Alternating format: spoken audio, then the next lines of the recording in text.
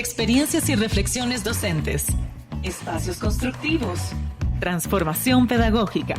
Creatividad e innovación. DEDUN Radio. Una mirada al mundo de la docencia en la educación superior. DEDUN Radio. Un podcast producido por el Departamento de Docencia Universitaria de la Universidad de Costa Rica. DEDUN Radio. Transformando la docencia universitaria hacia ambientes de aprendizajes innovadores en contextos diversos. Gracias por escuchar DEDUN Radio Podcast. Soy la docente Carolina Campos. En este episodio tenemos como invitada a la docente del DEDUN, Cindy Rodríguez, quien nos trae una serie de recomendaciones para generar estrategias activas en el aula que promuevan la interacción, la criticidad y la colaboración de nuestro estudiantado.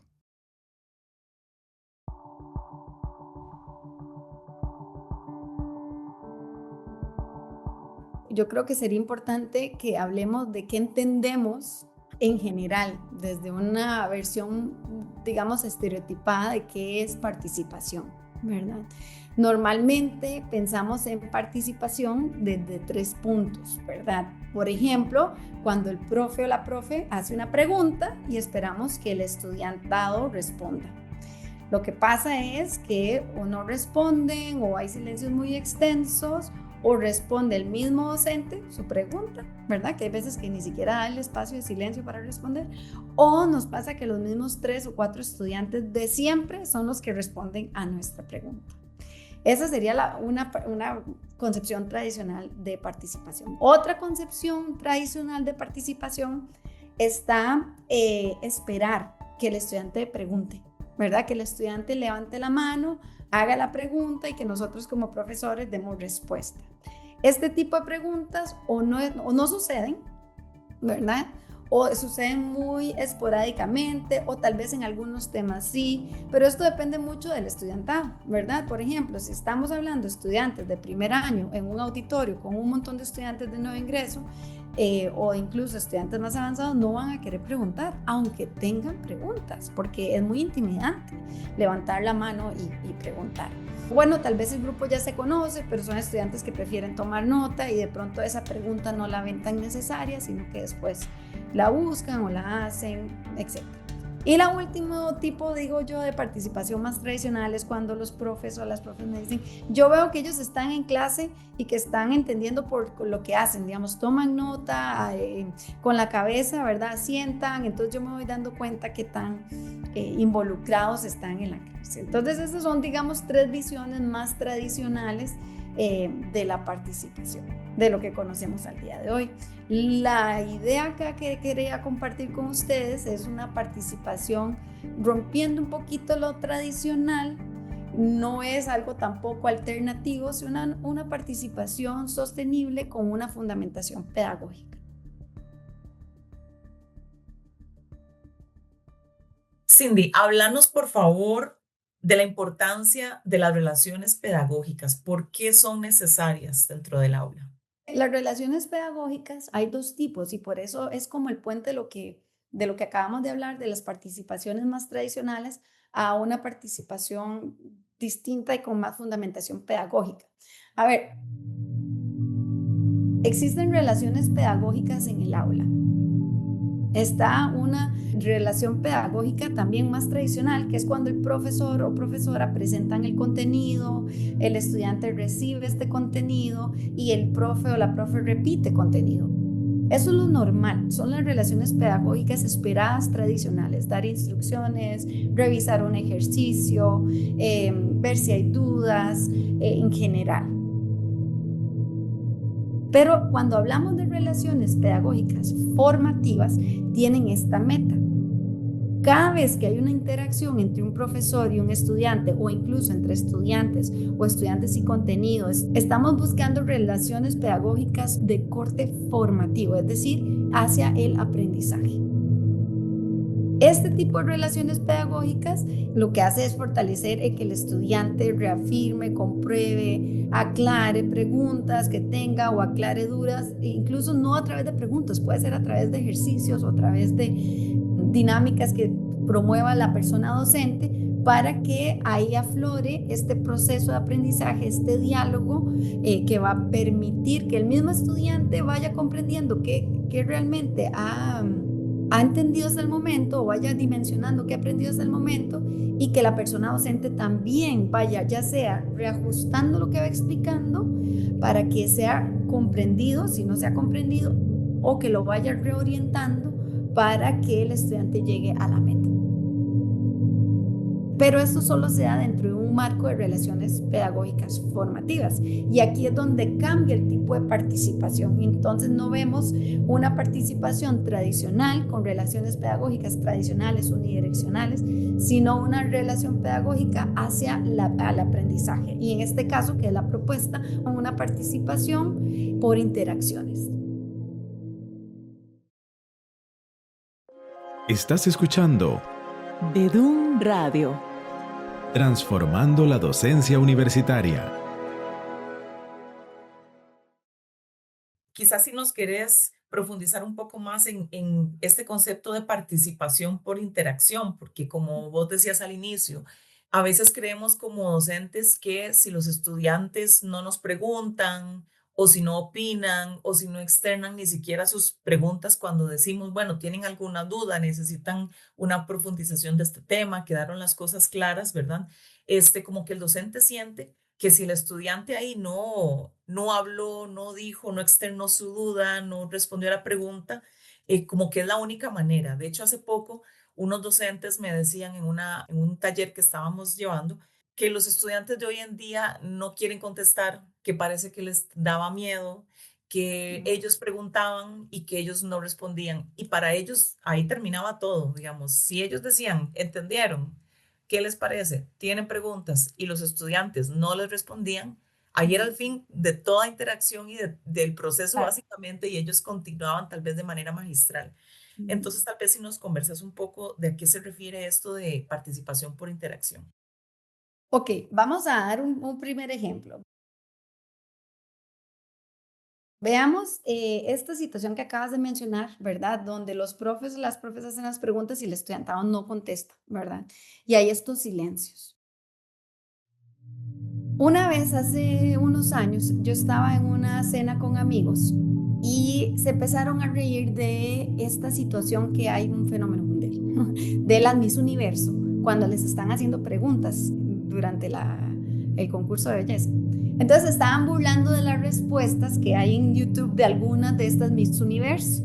Entonces yo me empecé a molestar un poco porque yo decía, qué injusto, ¿verdad? Qué injusto burlarse de estas muchachas que están ahí haciendo su mejor esfuerzo y que les hacen una pregunta y les dan 30 segundos para contestar.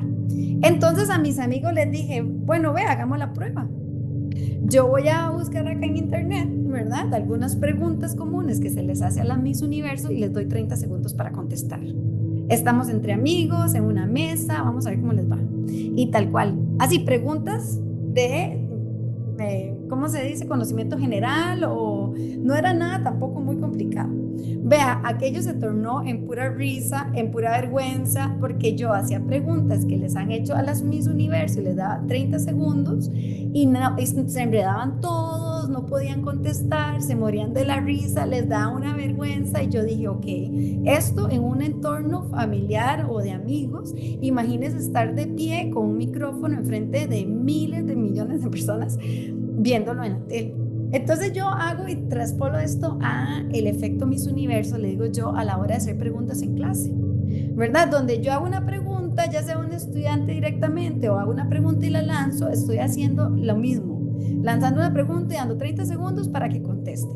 Cuando el cerebro también está empezando a comprender y tal vez no ha procesado como necesita procesar la información, los datos, los procesos, etc. La idea es evitar estas preguntas Miss Universo, que son muy comunes en la participación tradicional, porque necesitamos recordar que estamos en un proceso formativo. No es un proceso donde el estudiante simplemente va a agarrar en el aire lo que yo estoy diciendo, o esperamos que sea muy buena tomando notas para que pueda volver a ver a sus notas y recordar. Entonces, volviendo al otro lado, ¿cómo se vería este tipo de pregunta, por ejemplo, en una participación por interacciones? Entonces, en este caso, ¿Puede el profe lanzar preguntas en el aire para que el estudiante conteste? Sí, lo puede hacer, pero tenemos que tomar en cuenta varias cosas. Primero, podemos usar una estrategia de poco tiempo y rápida, como decir la pregunta y poner a los estudiantes que contesten a la persona que está a la par. ¿Cuánto puede durar esta respuesta? No sé, 20 segundos, 30 segundos. No estamos dando ni 10, ni 15, ni 5 minutos, no, nada. Lo mismo que usted esperaría que el estudiante tome más o menos para contestar. Entonces usted dice, bueno, a la persona que están a la par, la siguiente pregunta o el siguiente caso, el siguiente procedimiento, cómo se resolvería, cómo, ¿verdad?, es el abordaje para contestar este ejercicio. Adelante. Entonces el estudiante hace un pequeño ahí balbuceo. Ese balbuceo al principio se torna un poco torpe, probablemente haya silencio, y cuando digo torpe no en la respuesta sino en la fluidez con que lo dicen, ¿verdad? Va a haber algo de silencio, el estudiante va a tener dudas, yo no sé usted qué puso, yo no tengo la menor idea, pero en ese momento y en ese espacio hay una cierta seguridad de equivocarse, de no saber, ¿verdad? Les da esa oportunidad de procesar, de pronto la otra persona le va a contestar y va a ser más claro, se lo va a reestructurar diferente y le va a dar al estudiante ese espacio, ¿verdad?, que necesita para procesar esa información. Ya después el profe o la profe vuelve y dice, ahora sí, plantea la pregunta y ya sea que alguna persona conteste, de pronto van a haber más que 2 o 3 que quieran contestar, o usted le puede asignar a una persona, ahora sí, fulanito, ustedes que respondieron, ustedes que dijeron, ya hay una respuesta que no es usted que opina, ¿verdad? Usted que sabe, usted que recuerda, sino que ya hay un espacio, ¿verdad?, para haber formulado la respuesta previa, y ya la respuesta puede ser siempre, podría ser errónea, un poco necesitar desarrollarse un poquito más, pero ya el estudiante tuvo ese espacio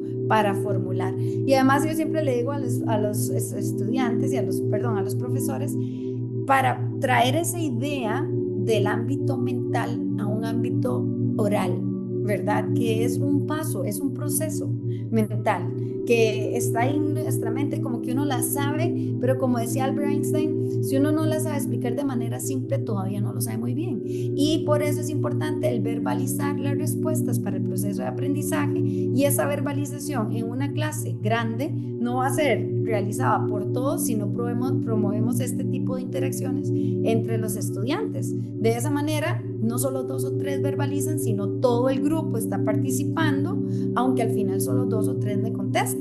Y probablemente no van a ser los mismos 2 o 3 de siempre, porque ya los demás tuvieron ese espacio. Estás escuchando De DUM Radio.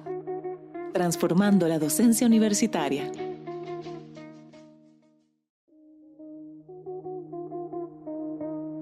Visite nuestro sitio web docenciauniversitaria.ucr.ac.cr, donde encontrará materiales y recursos didácticos como publicaciones digitales y cápsulas pedagógicas, además de información sobre nuestros programas de licenciatura y maestría en docencia universitaria. Cindy, ¿y qué tal si nos compartís, según tus experiencias como docente y como investigadora también, ¿verdad? ¿Qué estrategias didácticas o técnicas didácticas, no sé, pueden promover esta participación por interacción en el aula? Bueno, vean, para dar así y tirar algunas ideas, porque al final esto va a tomar la forma que el profesor o profesora le dé. Y lo que se apegue a su naturaleza, a la naturaleza de su curso, ¿verdad? Cursos, por ejemplo, con alto nivel teórico, pues las formas, la cantidad de estudiantes que se tenga, por ejemplo, la forma en que usted realice esta participación por interacciones va a ser distinta a un grupo pequeño de posgrado.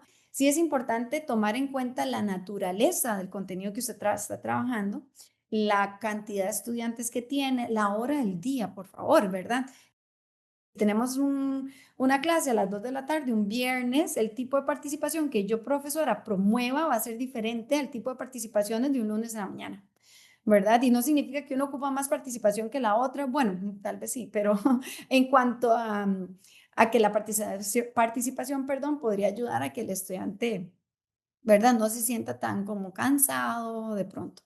También depende mucho de la personalidad de la persona docente. Y aquí es donde hay que ser creativo en cuanto a qué me funciona a mí como profesora a esta hora del día con este grupo, de acuerdo a la manera en que yo doy la clase y de acuerdo al tema que yo estoy viendo.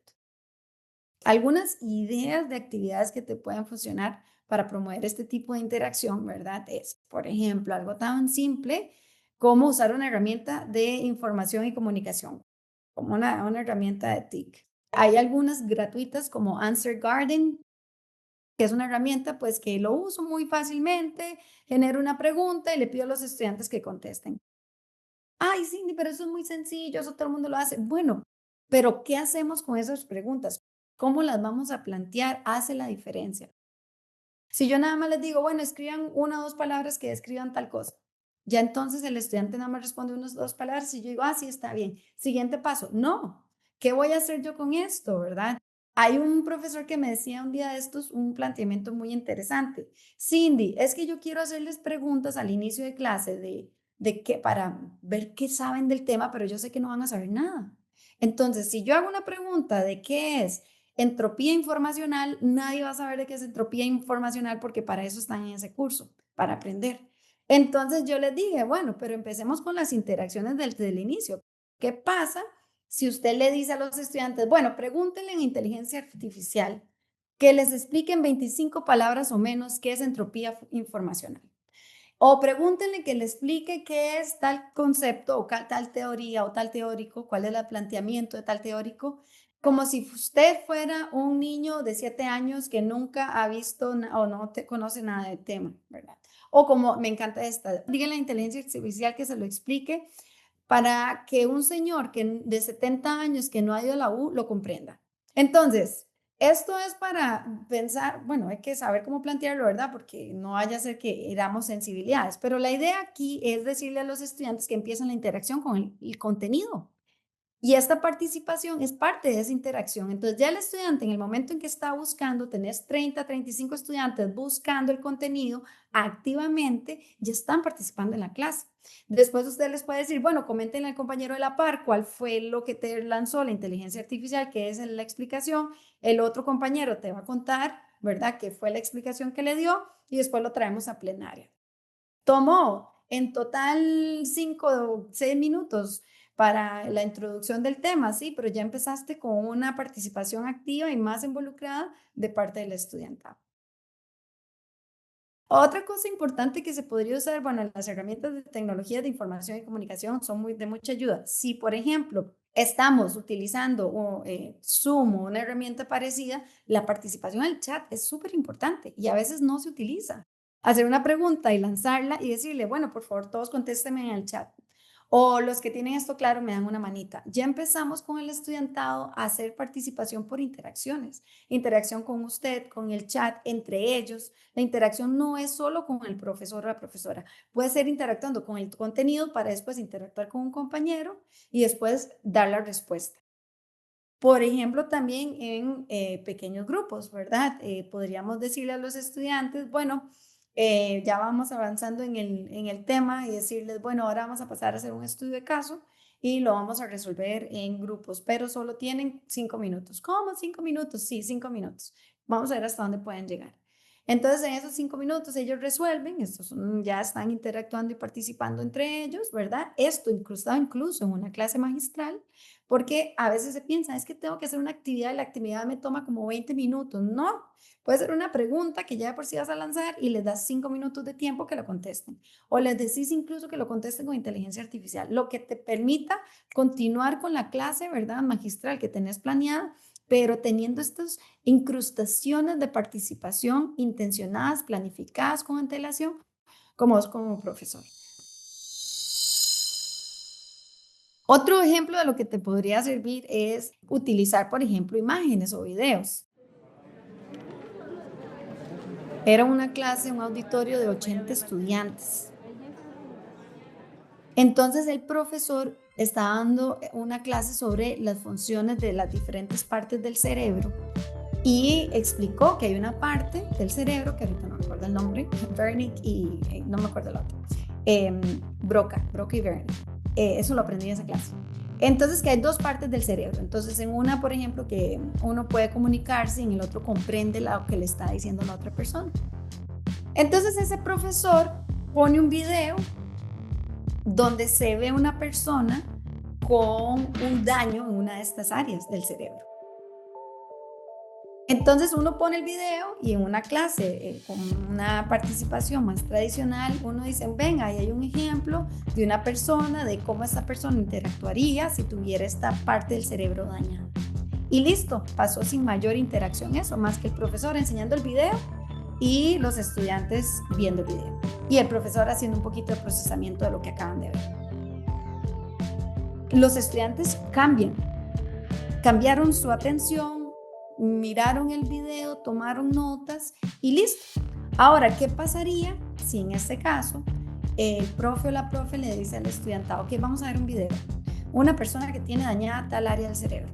Entre ustedes, ¿qué cree que va a poder hacer esa persona? Va a poder hablar, va a poder escuchar, va a poder hablar en señas o usando sus manos, ¿verdad? Entonces les da ese momentito para que asuman o piensen o revisen sus notas, contesten y la respuesta no la va a dar el profe, sino que van a ver el video. Incluso el profesor, antes de ver el video, puede preguntarles, si quisiera, a todos, bueno, ¿qué creen que va a poder hacer la persona? Pero ya de por sí, entre ellos, habiendo hablado un poquito, ya hubo procesamiento de la información, ya hubo esa necesidad de contextualizar lo que creo que voy entendiendo, escuché la información de otra persona y entonces ahí viene ya el proceso de aprendizaje a concretarse en diferentes dimensiones, digámoslo así, de la dimensión de, digamos, del pensar, de lo que voy entendiendo, ajá, del ajá, ya entiendo, a una de ahora lo tengo que explicar o tengo que dar una respuesta, entonces tengo que concretar mi saber desde otra realidad, en este caso oral y explicativa. Entonces el profe presenta el video y ya ahí, ¿qué hace el estudiantado? Ajá, confirma, sí, tenía razón, o mira, no, nada que ver, entonces esto no lo entendí bien, probablemente cause más preguntas, levanten la mano, profe, pero es que entonces, ¿qué pasaría? Y ya eso puede generar además, ¿verdad? Como un efecto dominó, otras interacciones.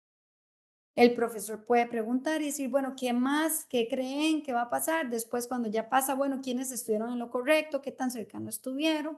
Y esto con un video, una foto, un caso, un ejemplo, ¿verdad? O una narrativa que uno como profesor pueda dar de una experiencia vivida en lo profesional, etcétera. Entonces, estos son algunos ejemplos, ¿verdad? Ahí el profesor o profesora utilizará herramientas tecnológicas o simplemente entre ellos para que haya estos momentos de interacción, ¿verdad? No se ocupa mucho tiempo. Yo no estoy sugiriendo aquí detener la clase para 20 minutos de que interactúen entre ellos. Eso es otra cosa, ya esto es otra dimensión, digamos, otra categoría de actividad. Acá estamos hablando de cosas de poco tiempo, 3 minutos, 2 minutos.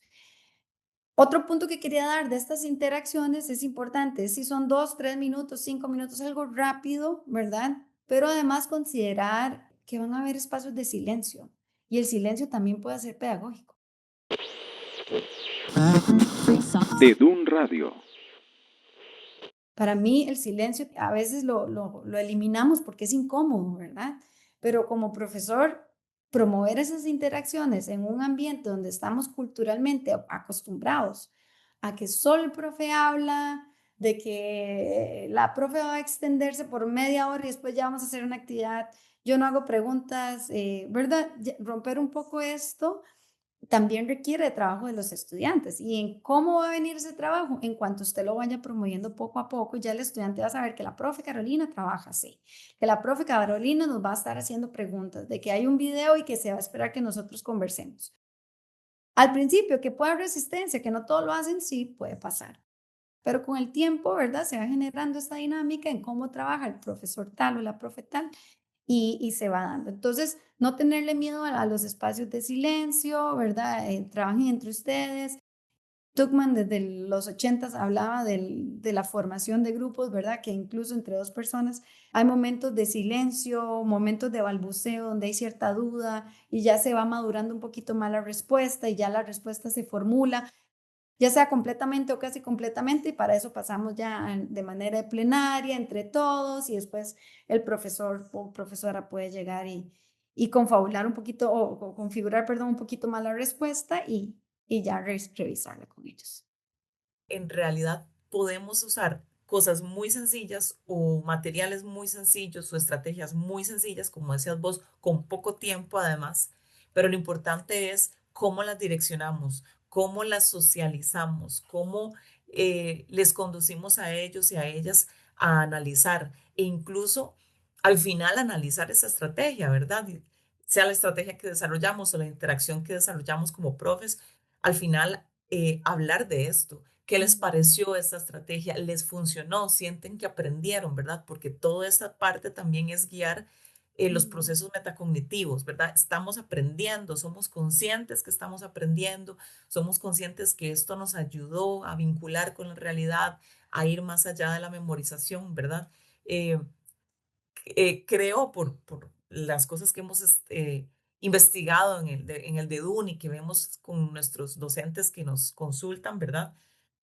Que de los puntos más importantes es más bien guiar a la persona estudiante para que construya su conocimiento, ¿verdad? Y esto no quiere decir que crea lo que quiera y que se invente lo que quiere creer sobre los contenidos que existan, ¿verdad? Sino que se vayan dando cuenta cuando las ideas están claras, cuando las dudas que generen, si pueden aplicar lo que aprendieron, si pueden crear a partir de lo que aprendieron, si pueden sintetizar, explicar, ¿verdad? Creo que es de los aspectos más importantes. Y me gustaría tal vez preguntarte si podemos vincular esto precisamente con un concepto llamado el alineamiento constructivo, ¿verdad? Que es un enfoque pedagógico, ¿verdad?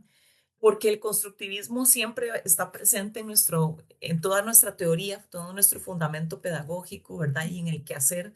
Entonces, no sé si puedes referirte un poco a esto del alineamiento constructivo, Ujú. que fue un concepto que desarrolló el docente australiano Biggs. Aquí algo importante es lo siguiente.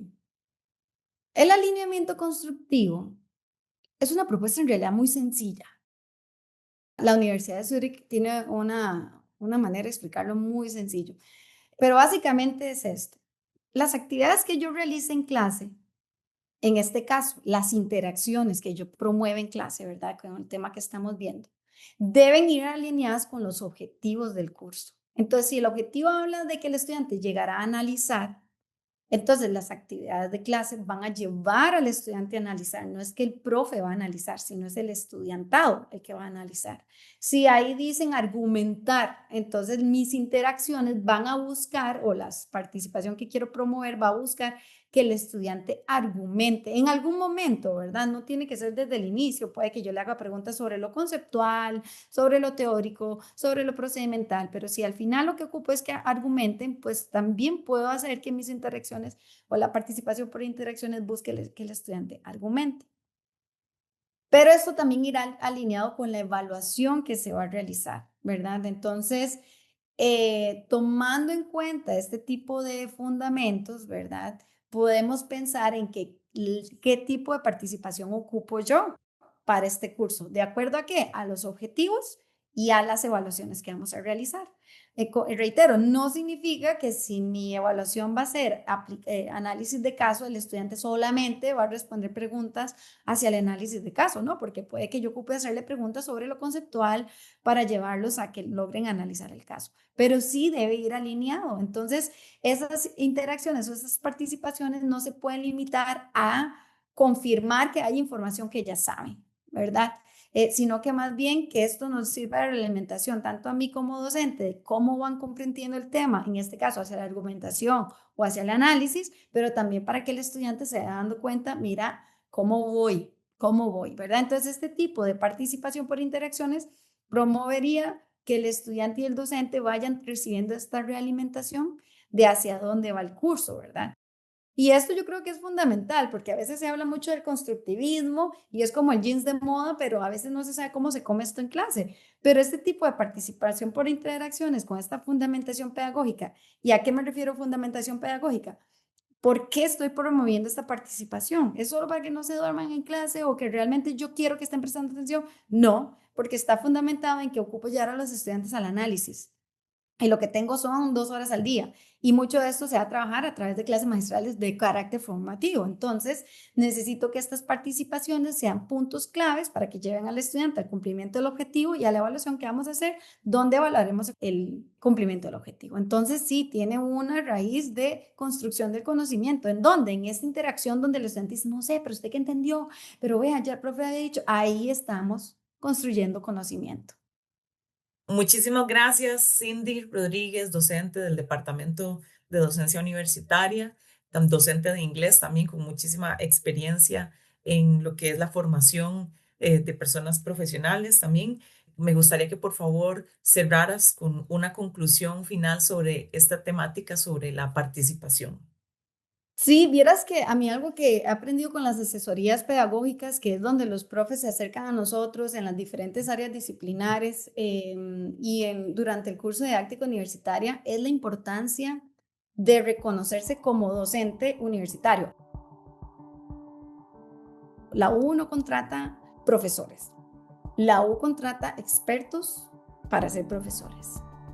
En el momento que esos expertos vienen aquí con su expertise que la universidad necesita, es de donde se nutre, ¿verdad?, los procesos formativos de la expertise de estos profes, ¿verdad?, que ahora son profes, eran expertos, pero ahora se ponen el sombrero de profesor.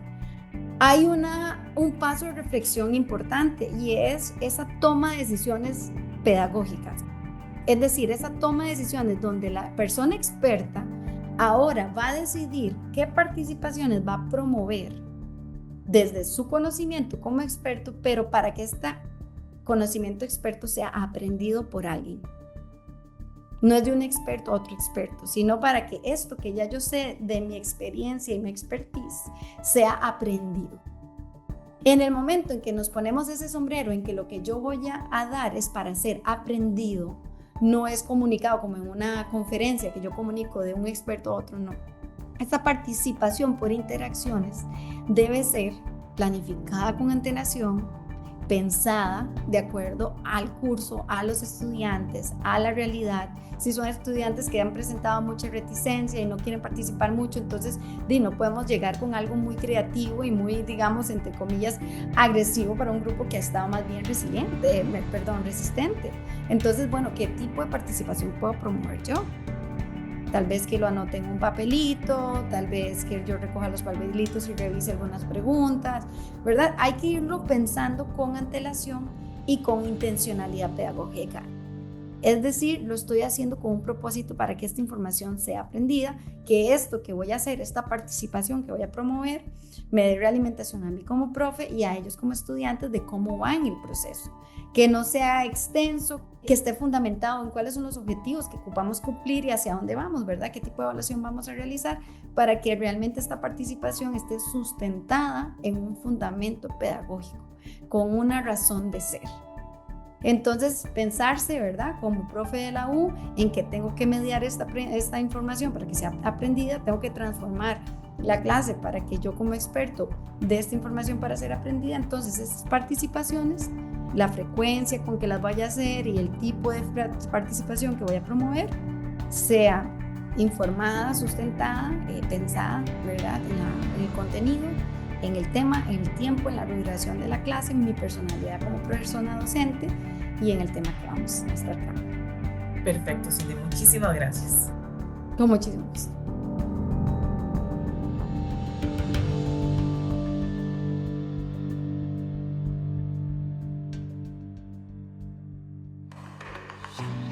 De Dun Radio es una producción del Departamento de Docencia Universitaria de la Universidad de Costa Rica. Suscríbase y síganos en YouTube, Spotify y en docenciauniversitaria.ucr.ac.cr. La información de este podcast corresponde al criterio de las personas entrevistadas. Las opiniones e información que se comparten no reflejan necesariamente la posición del DEDUM.